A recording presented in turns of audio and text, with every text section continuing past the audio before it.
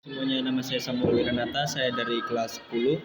Di sini saya akan menjelaskan tentang perubahan iklim dan dampak bagi kehidupan. Pertama itu penyebab perubahan iklim.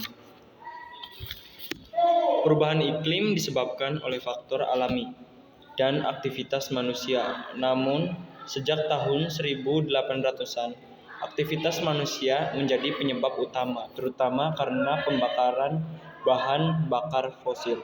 Terus yang kedua, dampak terhadap kualitas air. Karena perubahan iklim ini menyebabkan kekeringan. Jadi karena peningkatan suhu menyebabkan penguapan meningkat, mengurangi ketersediaan air, tanah, dan permukaan. Terus karena perubahan iklim ini juga menyebabkan banjir. Curah hujan yang tidak menentu dan ekstrim dapat menyebabkan banjir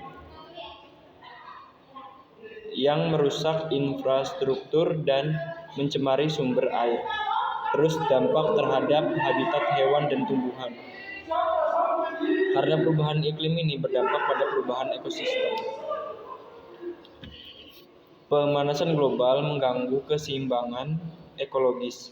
Cuaca ekstrim dapat menyebabkan kepunahan spesies dan perubahan habitat secara drastis. Dampak terhadap kesehatan. Perubahan iklim ini bisa menyebabkan penyakit. Karena peningkatan suhu dapat memperluas penyebaran penyakit akibat cuaca ekstrim, seperti heat stroke. Penyakit ini membuat tubuh tidak dapat mengatur suhu tubuhnya sendiri. Contohnya, demam tinggi. Contoh gejalanya itu demam tinggi terus keringat berlebihan. Ini sudah terkena penyakit heat stroke. Terus yang kelima itu dampak terhadap pertanian. Karena perubahan iklim ini ancaman ketahanan pangan,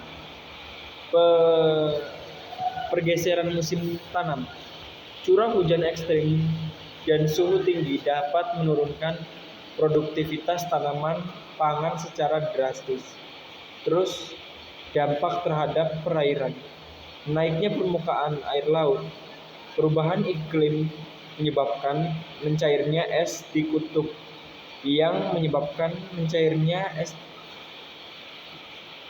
di kutub yang berkontribusi pada kenaikan permukaan air laut, terus mengancam kehidupan laut dan nelayan.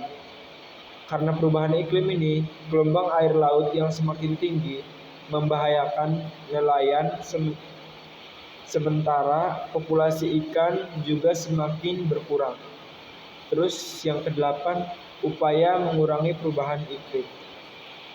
Ada dua pendekatan utama, mitigasi dan adaptasi. Mitigasi itu upaya untuk mengurangi emisi gas rumah kaca. Ini termasuk menanam pohon, menghemat listrik, dan membatasi penggunaan kendaraan bermotor. Adaptasi upaya untuk menyesuaikan diri dengan dampak yang tidak dapat dihindari. Contohnya itu pengelolaan sumber daya air, seperti membuat sumur resapan dan mengembangkan ketahanan pangan melalui pertanian organik. Terus mengenai rumah kaca,